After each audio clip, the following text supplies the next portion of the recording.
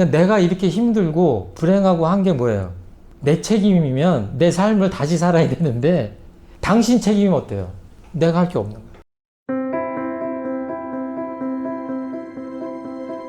처음에는 원망을 비워야 되는 이유입니다. 그러니까 원망 생활을 하면 이렇게 안 좋아요. 일단 마음이 불편하고 괴로워요. 아주 미우면요 잠도 안 옵니다. 내가 좀 문주님 섭섭해가지고 오늘 엄청나게 속이 상했어. 결국 막 미운 마음이 나. 근데 말을 안 했더니 문주님 몰라. 오늘 잘 주무셔. 나는 잠을 못 자. 왜?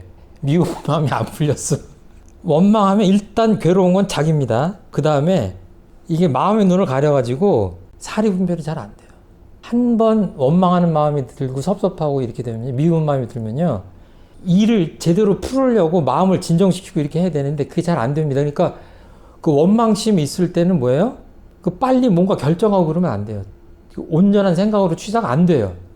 그 선글라스 하나 끼고 있는 것 같아가지고 내가 미운 사람이 무슨 얘기하면요, 내가 미운 거는 아까 그 행동을 해서 미웠는데 미운 마음이 그대로 있기 때문에 이 사람이 바른 얘기를 그 다음에 해도 아 지금은 바른 얘기를 하는구나라고 저 얘기를 들어야 되는데 그게 안 되는 거예요. 이미 내 안에 그 눈이 원망으로 가렸기 때문에 안 되는 거예요. 그러니까 지혜를 이렇게 딱 덮는 그런 기능이 있는 거죠. 그러니까 너무 사랑해도 그렇고 너무 미워해도 그래요. 그러니까 앞에 거는 애착심이고 뒤에 거는 원착심이에요. 내 탓이 아니라 내 탓이죠. 그 원망하는 사람이 물론 자신에 대한 원망도 하면 안 됩니다. 깊은 단계로 가면 자기를 비하하고 자기를 원망하고 하는 것도 정말로 그건 잘못된 거죠.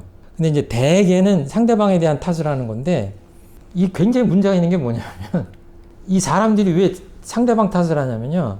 그 내 탓을 하는 그 가장 큰 이유는요. 내가 할 일이 없어요.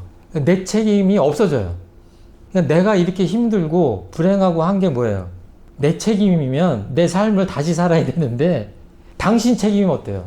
내가 할 게 없는 거예요. 정말로 정신 똑바로 차리고 살려면 상대방 탓하면 안 되죠. 당장은 내가 책임지지 않고 내가 할 일이 없으니까 가벼울지 모르지만 절대로 발전할 수 없습니다.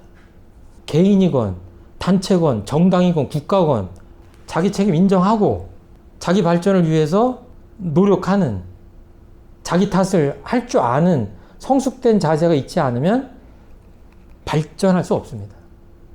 정치하거나 사회에서 뭐 단체끼리 갈등이 일어나고 그랬을 때 법적인 것들만 생각해가지고 자신의 잘못을 인정하지 않고 이런 것들은 굉장히 수준 낮은 단계다.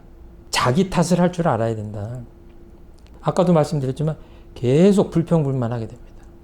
그러니까 투덜투덜 하게 되고 그럴수록 그 삶의 질은 떨어집니다. 그리고 과거에 집착하죠. 한번 이제 원망을 하게 되면 원망에서 벗어날 수 있어야 되는데 대개는 그 힘이 없기 때문에 원망하고 그 정도 마음의 힘밖에 되지 않기 때문에 미래를 개척할 수 없어요. 원망이 잠깐 내 마음에 들어왔다고 하더라도 직시하고 인정하고 이걸 원망할 게 아니라 내가 은혜를 발견하지 못한 거다라고 인정을 하고 내 탓하고 미래를 설계할 수 있어야 되는데 그렇지 않은 경우다. 과거의 원망이 나를 붙잡고 이제 놔주지 않는 거죠. 그러면 안 된다. 원망하는 마음을 비울 수 있어야 이제 미래를 개척할 수 있는 게 아니냐. 아무튼 인간관계는 원망을 하기 시작하면 인간관계는 뭐든지 다 뒤틀어집니다. 그리고 굉장히 삭막해져요. 가진 것 없어도 계속 뭔가 은혜를 발견하고 긍정적으로 이 사물을 대하고 인간관계를 할 때 그 감사한 마음으로 은혜의 바탕에서 이렇게 인간관계를 하는 사람들은 지금 당장은 안 그런 것 같아도 점점 나아질 수밖에 없다. 제가 어떤 통계를 보니까 서울 시내만 해도 10만, 15만, 10, 뭐 엄청난 숫자의 일본말로 그 히키코모리라고 하나요?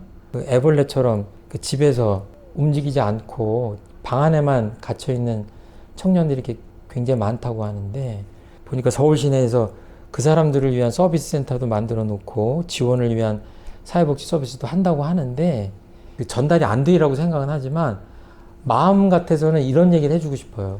내가 이 사회에서 이제 취업난이나 이런 것들 때문에 뭔가를 떳떳하게 할 수 없고 그래서 더 위축되고 그래서 더 방 안에 이제 갇혀있고 그럴지 모르지만 그냥 은혜의 관점으로 본다면 내가 이 세상으로부터 여태까지 받은 것들을 생각하고 그 은혜에 대해서 뭔가 조금이라도 보온을 해야 되겠다 이렇게 생각을 한다면 취업이 내 마음에 안 든다고 한다든지 또는 취업이 안 된다고 하더라도 마음을 좀 넓게 가지고 좀 마음을 내려놓으면은 이 세상을 위해서 조금 할 수 있는 것들이 좀 찾아지지 않을까. 이런 말들이 좀 너무 종교적인 것 같아 좀 걱정은 되지만 개인적으로 그런 생각이 있습니다. 그래서 이 은혜의 관점으로 세상을 바라만 봐도 아, 내가 받은 것들이 너무 많구나라고 느끼는 순간 내가 인생을 어떻게 살아야 되겠구나 하는 것이 길이 보이기 시작하거든요. 그래서 이 마음을 맑게 해가지고 이렇게 하는 거를 이제 공부길이라고 한다면 마음을 맑히면 은혜가 보이기 시작하거든요. 아, 그러면 내가 세상에 정말 은혜 입은 게 너무 많구나라고 생각하는 순간 내가 어떻게 살아야 되겠구나라고 하는 길이 좀 잡히거든요. 그거를 인생의 요도, 인생의 공부길, 인생길 이렇게 한다면 이 두 가지가 딱 맞아지는 거죠. 원불교를 안 하시는 분들 아시겠지만 교류도에 보면 왼쪽에는 이 마음 공부 축이 있다면 오른쪽에는 그 은혜, 인과보응 요 두 축이 있거든요. 신앙. 따로 있는 게 아니에요. 한쪽엔 그 인과 또는 은혜라고 한다면 한쪽엔 마음이거든요. 그러니까 아까 말씀드렸잖아요. 요 말미암을 인자 인과에다가 마음을 심자 쓰면은 은혜예요. 그러니까 은혜라고 하는 거는 마음하고 직결되어 있어요. 이렇게 물건 이런 것들이 다 우주 만물이 다 은혜인데 은혜를 발견 못하면 은혜는 없는 거예요. 은혜가 아니다 그러면 아닌 거예요. 그러니까 GDP나 이런 것들은 뭐 생산되는 게 있잖아요.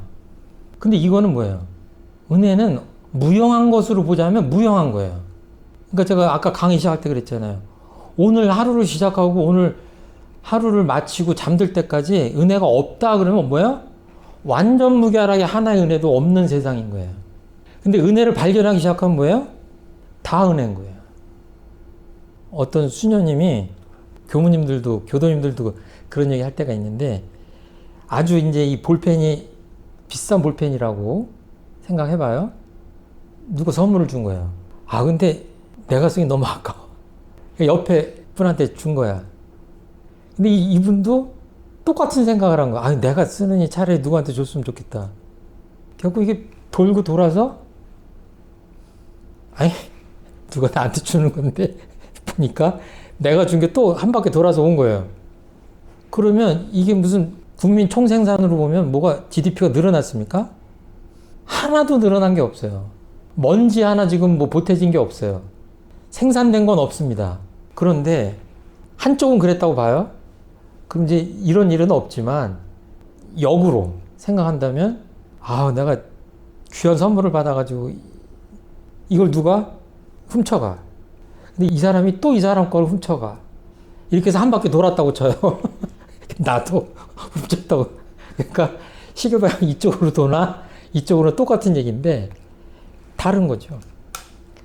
이 우주 안에 똑같이 이 볼펜 하나가 있는 겁니다. 그런데 한쪽에서는 상생의 선순환을 한 거예요. 은혜가 엄청나게 생산된 거죠. 이 조직은 건강하고 긍정적이고 행복이 생산된 거예요. 은혜가 생산된 거예요. 반대로 여기 뭐예요? 서로 뺏어가는 이런 눈으로 한번 세상을 보세요. 똑같아요.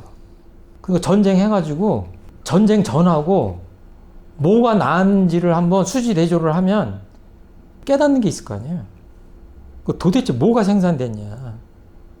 그러니까 이거는 물질 문명의 발달하고는 상관이 없습니다.